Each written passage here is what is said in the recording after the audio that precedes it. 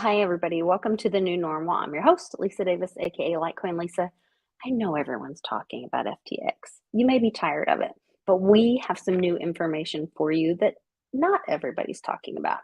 So Johnny Litecoin's bringing it to you. I'll be right back right after this. So give us a like, share this video, and get the truth out there from Johnny Litecoin.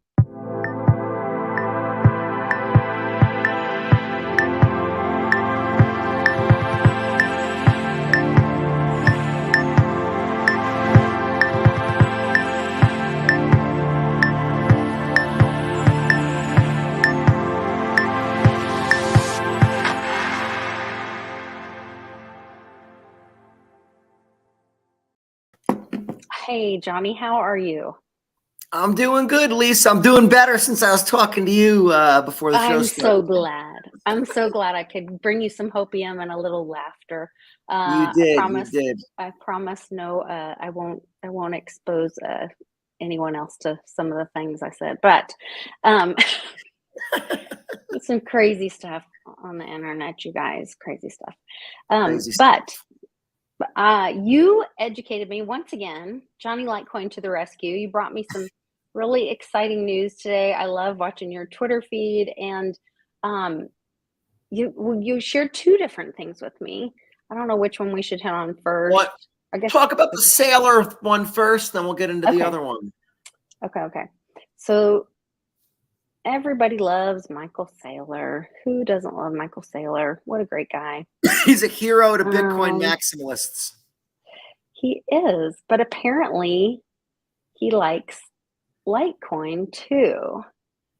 So not that he likes it. I don't want to exaggerate at all, but he admitted, which is even more important in my opinion. I don't care if someone likes it. Admit the truth is all I want, right? Okay. Then you decide if you like it or not. So he admitted that Litecoin will probably be considered a digital commodity like Bitcoin. I guess it involves, let's listen. Digital commodities. There's only one we know of right now, Bitcoin. You know, someone might file an application to get Litecoin designated as a digital commodity, right? Presumably the SEC would look at it and say, who owns it? Does anybody control it? And is it decentralized? And is there an issuer, right? And can you manipulate the supply? And at some point, they would either say yes or no, right? There, out of 20,000 cryptos, there might be half a dozen or a dozen that might be able with a straight face to apply for digital commodity status. If you applied for digital commodity status with Solana, the SEC would say, you got a CEO, you had a pre-mine, you've got an ICO, if you want to be a digital commodity, here's how you do it. You basically disband your company. You contribute all of your tokens in your treasury pro rata to everyone that bought in the free market. You disclaim beneficial ownership of it. You unwind the ICO. And then in 3 years, you apply again, right? I mean, Satoshi showed you how to be a digital commodity, which is, contribute all of your tokens to the community pro rata, disappear from the industry, and never tweet again. That's how you become a decentralized digital commodity. So I still think it's so funny that they show that poor little man from California. I actually argue Litecoin would be more of a digital commodity than Bitcoin. So there is still 1 million coin Satoshi stash out there. We're just assuming Satoshi. Michael Saylor's just assuming. That's true. There is a wallet somewhere. I have my theory on who owns it, and I think it's connected to let's not even talk the about government. The show. I do too. I think the NSA. Yeah, I do. So that's my thoughts on things. And but either way, he was forced to admit that, hey, there is a few coins. I don't know if he used the term. He was talking in another one. I heard he used the term Bitcoin forks, right? Or these Bitcoin-like crypto assets. In another one, he was talking about coins that are like basically built off the Bitcoin code. That's the only thing that could be ruled a digital commodity due to like the decentralized structure of it.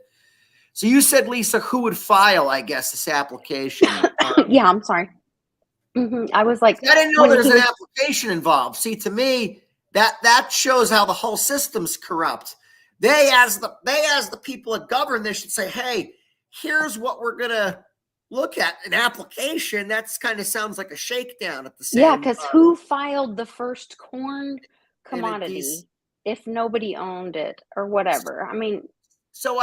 I guess maybe what I would see in that case, maybe it was like some type of farmers association or something. so like So the Litecoin Foundation could Litecoin file. Foundation could, the community could. The community could just get together and say, "Hey, we want to file a application." If there was like a lawyer, I mean, truth be told, we could probably look through it enough people and figure it out ourselves. I mean, I'm good at You reading could through. create a DAO and do as token holders. We might want to avoid the whole DAO thing because they look at that kind of as like, oh, now if it's a DAO, the SEC gets involved. You know what I mean? Or Depends on how you're structured. If there's no money changing hands, if it's not for a business, if you're just a decentralized group, not for a business effort, gotcha. it wouldn't be I feel like it like might you're give not you. creating another coin, is what I'm saying. You're just structured. You're just structured as a. I got you. You're structured as a DAO that has an interest in doing that. Yeah, you just use the DAO for governance. It's Gotcha. not for a business opportunity and nobody's getting paid or whatever. It actually is a good way to do governance. I've actually participated back when I was yield farming a little bit, and there would be decisions that would come up, and and it would go out to a vote. It was pretty cool, and based on like, in this case, I think it was based on how much stake in the with like the coin you had, or I forget exactly how much voting power you got, but it was still pretty cool. But yeah, I guess the fact that an application would have to be applied does give a bad taste in my mouth. Now, Yeah. I'd much rather the CFTC look over Litecoin and Bitcoin than the SEC. The SEC, I mean, I think we know by now they're really bad news. So I keep hearing this from multiple communities saying like, oh, well, we really want this boss of us. I really want this boss of us. When ultimately, when we There's got no boss. into cryptocurrency, Right. there's no boss of you. So I Right. really don't understand this. Well, I would rather have this boss of me because It's instead so of that boss of me. it's so You know what I mean? I guess what it boils down to is, all right, for I guess Because you're like just picking a bigger bully to chase off the first bully more you than really you asking them to are, lord over you. but I'll throw it back at you this way, as far as like money going into the coin and what like they're comfortable like moving funds into and what'll be compliant, I guess, with the system. You'd much rather the CFTC say, "Hey, we're going to look over this," because it's like I think they gave a rating on it. It's like 1,000 times better is what they say. If the CF, so I'd rather start there. We were talking about this last night on the Litecoin Underground Space. It's actually funny you brought this up, Lisa. David Schwartz said kind of the same thing you said. He goes, "I don't want the CFTC or anybody." He goes, "Litecoin's a currency." And I said, it is. And I want people to start looking at it that way as far as paying for things go, because we look too much at the payment network aspect of it. It has to be integrated into this, and the machine has to tell you yay or nay. Cash, the machine doesn't tell you yay or nay. So it's only because it's digital you expect it to tell you yay or nay. You just have to look at it and self-verify. Cash, you have to self-verify too, because you have to count. So if you look at Litecoin as cash, you're looking at it more as a currency now. You're looking at it more in a different manner. But what I said to David was, look, we got to start somewhere.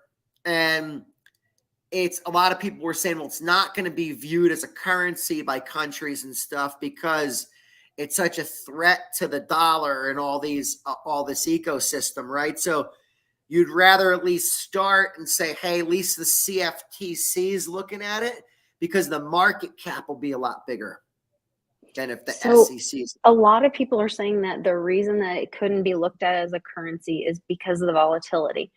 With our economy being so uncertain and everything's just so uncertain in the world right now, things moving over the SWIFT and the BRICS and all this chaos right now, could you see other currencies becoming so volatile that Bitcoin and Litecoin actually become more stable than countries?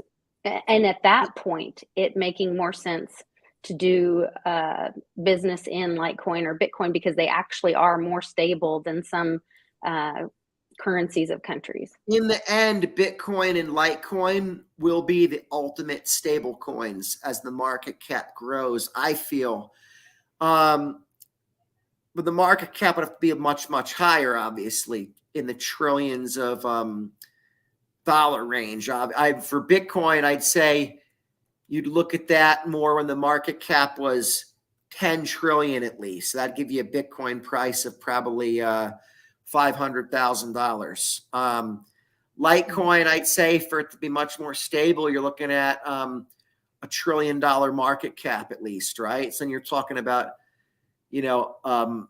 much, much higher Litecoin price well into the thousands of dollars, right?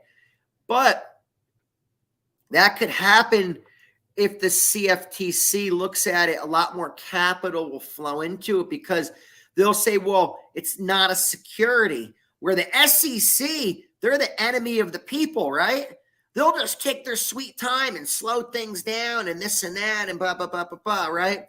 When at least if the CFTC is looking at it, I feel like they'll at least big pools of money out there will say, okay, now there's at least clear guidance as to what's a commodity. It's only these few coins.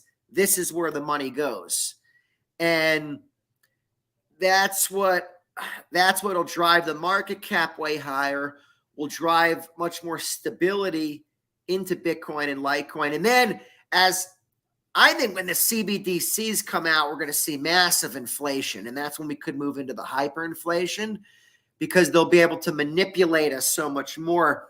I think in order for the CBDC to work, they're going to give people more purchasing power with it at first to manipulate everybody into using it. And it's going to cause a massive hyperinflation.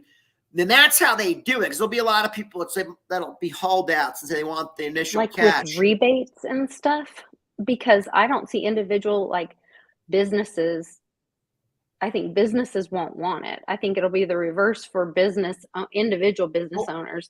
So the government will have to give rebates or something. Like if you use your CBDC, then I think it'll be they'll give them more value.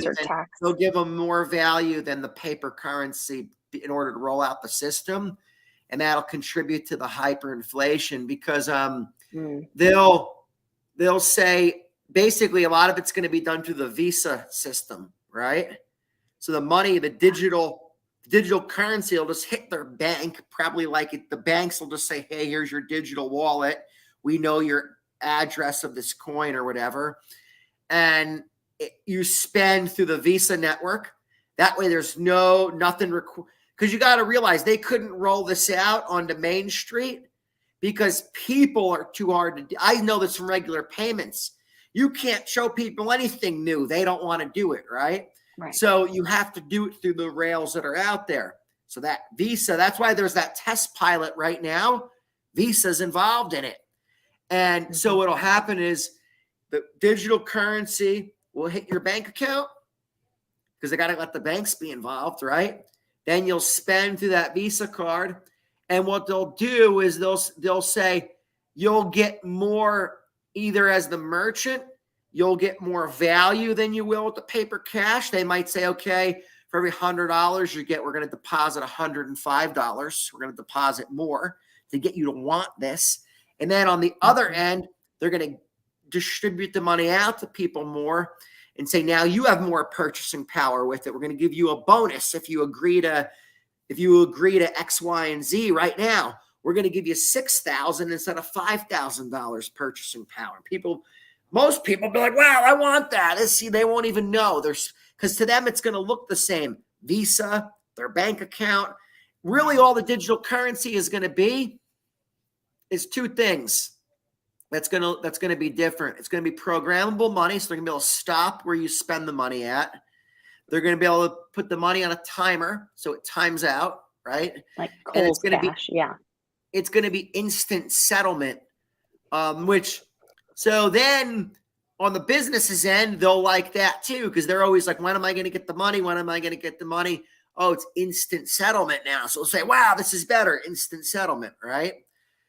But will they still have that grab back that they have in credit cards right now, the 6 months? Sure, because it'll still be ran through the banks and all that. Okay. So, and what they're going to be able to do, the main point, I think, of this, above the programmable money part, right? Because I feel like they'll battle that out.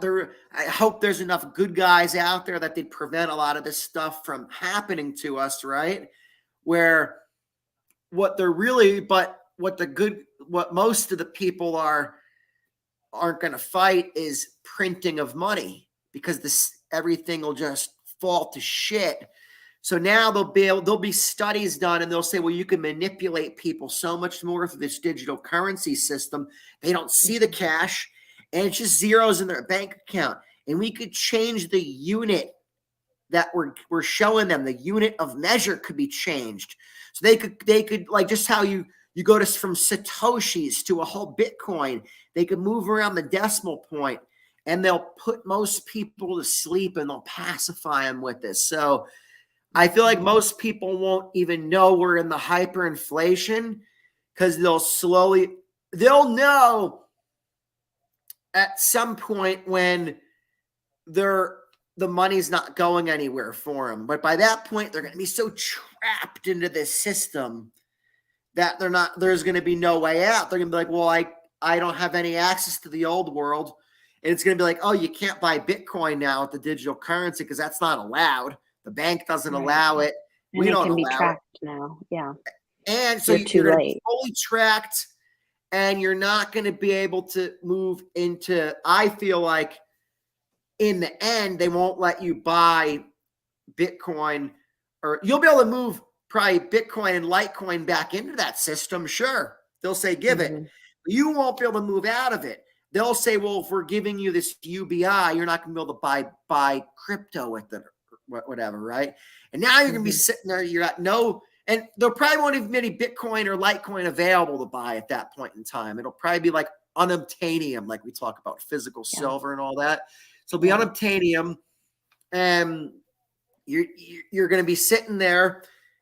You're going to have basically just this digital currency that they give you. And then that's when they could really pull out the bad stuff. And they could say, you know what, now you got to be vaxxed to get the digital currency. You got to do this. We got to know that your social credit score is X, Y, and Z. Like, so now my friend lives in New Zealand and was sending me the most horrifying videos of their prime minister saying, you will, how did she say it? Something that like, lady is the prime minister. Yes, this lady. And she's like, we will tell you what to think, and we will tell you what is true and right. And we are going to create two classes of people, the jabbed and the unjabbed. And that is their goal. And on, just the most horrific, like Orwellian. And she's just flat out saying it. And I was like, get out. Like, what? Oh my God, but where do you go? I mean, and that's where, like, right now, sovereignty has never been more important, in understanding what it means to self-custody.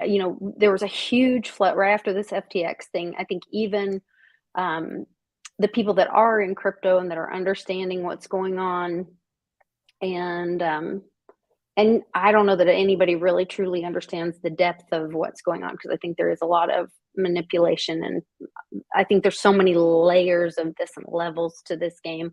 Agreed. Talk about 5D chess. I mean, I think this is just tremendous, and I think it will be exposed to us. But anyway, a lot of people are like, oh crap, we've been saying not your keys, not your coins for so long, and now they're seeing this, when it really wasn't even about crypto. It was the legacy system using a fake token to hide derivatives of legacy markets for them to steal people's stuff. But anyway, then it so does expose a lot of what goes on in the regular system. Like it definitely, it really is does. Exposing the legacy system. If people would be educated enough to look into it and take the time to look into it, we'll see if that ends up happening. But and how much time Gensler spent with FTX before all this happened, and if they knew. And anyway, it'll be very interesting to see what plays out from that. But they were what was I just going to say? Talking about the oh gosh, I lost my train of thought. The problem is, Lisa, normies turn on the regular TV and they just get a bird's eye view of what's going on. So normies say, hey, isn't crypto done? And this and that. So the problem becomes, there's a certain class of people that are in crypto right now that said, we're self-custody and we're doing this. We're using the private wallets. We get it, right?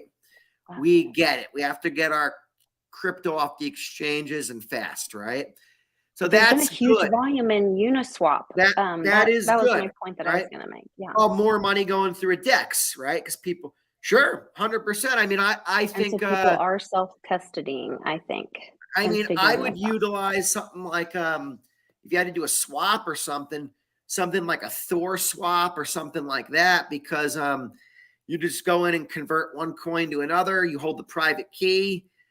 There's no questions asked, and there's no hold time. That's the problem with these exchanges. There's so much hold time. So if I get some money in my account, I'll buy, because I just look at it as if the money's in the bank or the thing and the whole system goes down, it goes down anyways. I'd rather at least have a fighting chance for my fiat to get some more Litecoin out of there. But it's nerve-wracking. It'll take days before it's available, and you're waiting. Can I get it out? And so it's but the problem is normies, because this set normies way back. So normies are like so afraid of crypto. So now if you're like, hey, Bitcoin or Litecoin, it's a lifeboat. They're like, a lifeboat? It seems more like a hell ride, they're thinking in their minds. They're like, it seems nuts, because the TV's telling them it's Bitcoin that did this. And they're tying it all into Bitcoin. They don't understand the difference between Bitcoin and crypto and Litecoin and all that. Right. But I think that goes to your tweet that you educated me on today. I was so excited to see that you brought this up, that out of the FTX shit show, there was not a single Bitcoin or Litecoin on FTX. And it's my understanding, because you cannot fake a Bitcoin or Litecoin. Sure. Because what they were doing was they were taking the real coins that people put on the exchanges, and they were basically giving them a derivative of it. They were replacing it with a fake. Well, they were wrapping stuff on Solana's network that only they had access to, like unlock it and stuff, and all types of crazy stuff. The other reason is too, you got to realize something. So Master was blown away. He goes, zero, not even one Litecoin. He goes, freaking zero. Wow. Wow is right. And I said, that's because they were the enemy. Easy to spot the bad guys. Why would they want anything to do with Bitcoin or Litecoin? They are sound currencies. They want you focused on shit coins that they can manipulate. Never forget FTX was in bed with regulators and politicians. So if they had a big position in Bitcoin or Litecoin, it would have pushed the price up. Why? And then they would have wanted to have an interest in, like, they pumped the price up of Solana massively because they're the profit off it so much. That's what the bad guys want. Yeah, the network keeps going down, all this stuff. And it's like, oh, do you want the price of Bitcoin or Litecoin going up? The bad guys are like, no, we don't want the price of those to go up. Because then the public might think, hey, that's a good idea with all this inflation going on. That might be a good place.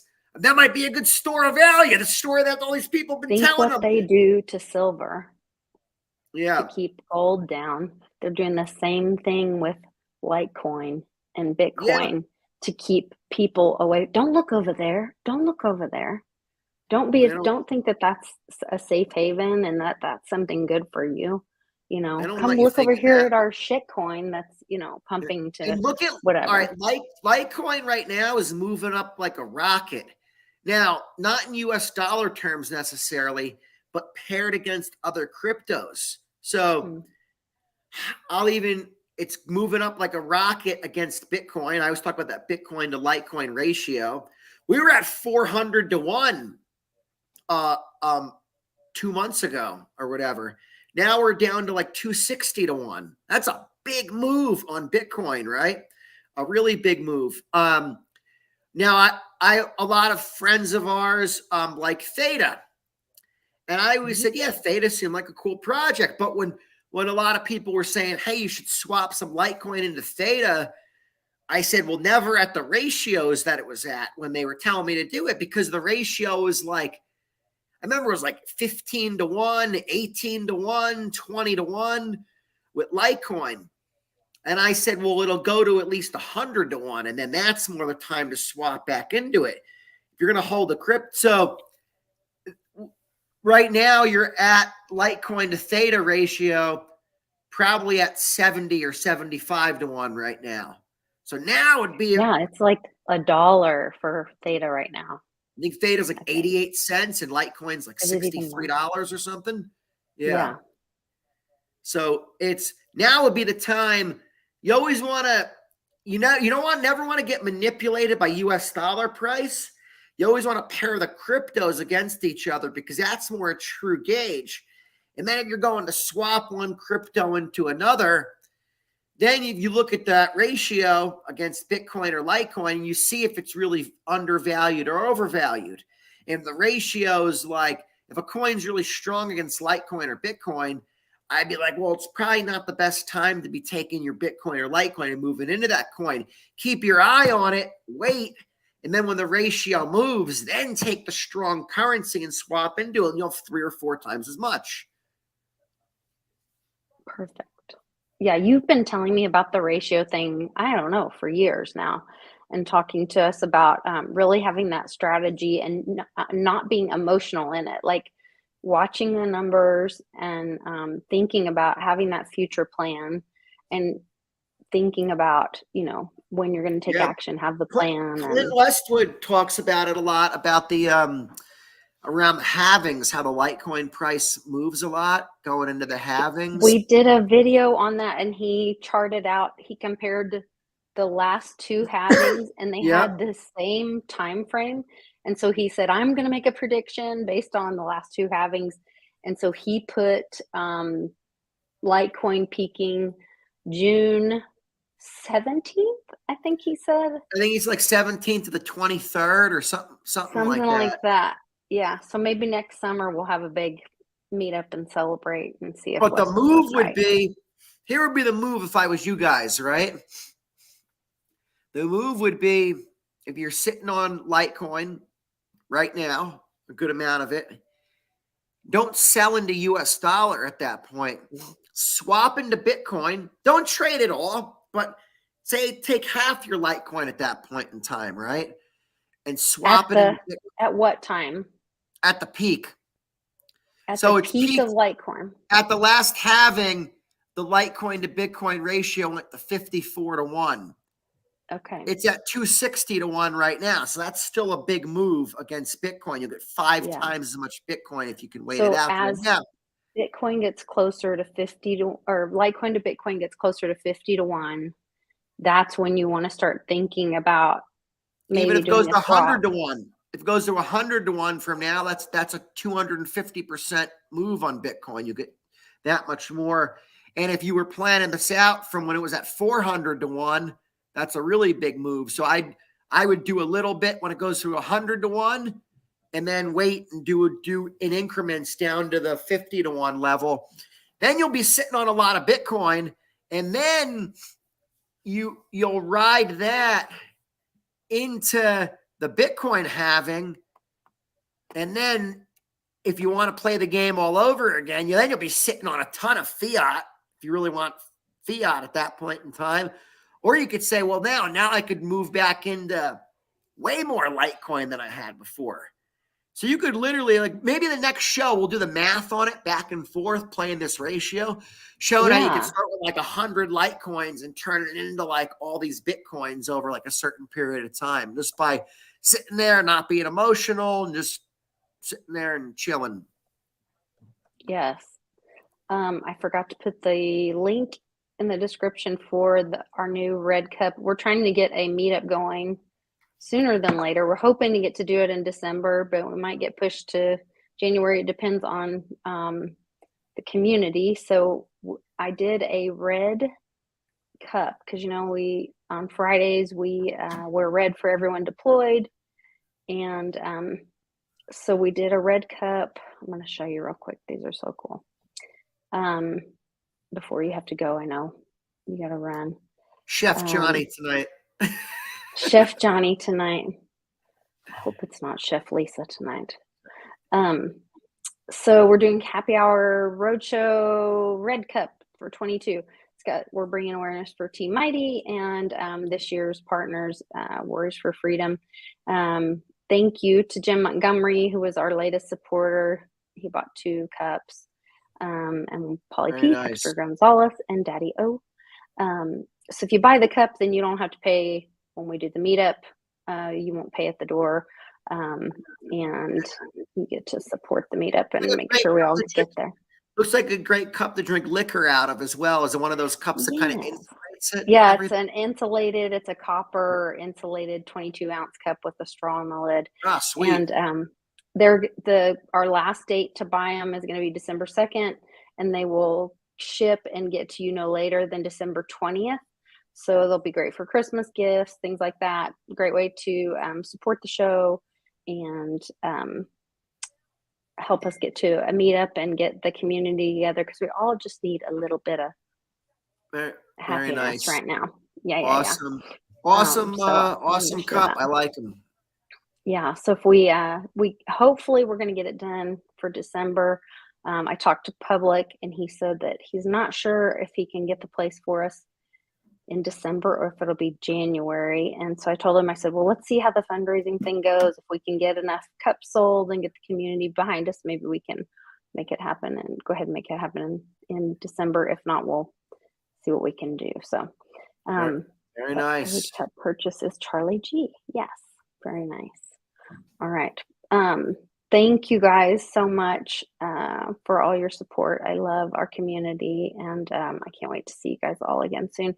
Johnny, thank you for brightening my day with that Litecoin information. I was in a meeting today, and I love being able to share that kind of information, and just knowing that, Mom introduced us to Litecoin in 2017.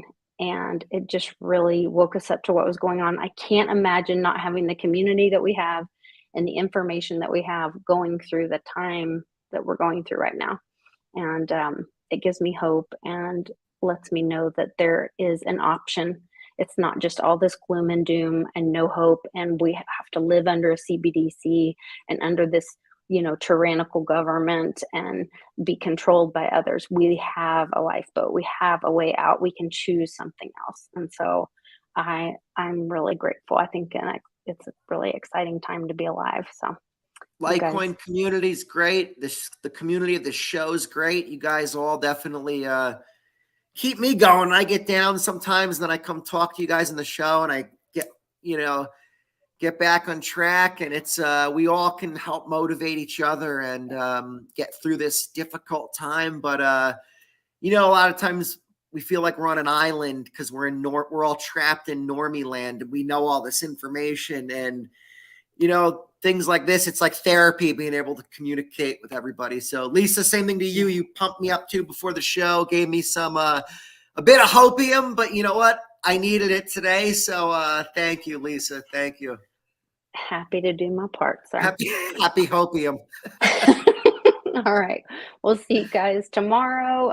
It'll be happy hour, and I will see you guys then. We'll see. Take care. Oh, I want to ask you something afterwards, so stick around, John. I might be on the maybe I can maybe I'll definitely be on the chat tomorrow because I think soccer ended, so I might be able to chime in. Oh, for cool. happy hour Okay. Or you can join us or something. Cool. Okay. Cool. All right. See you guys tomorrow. Take care. All right. Bye. Later.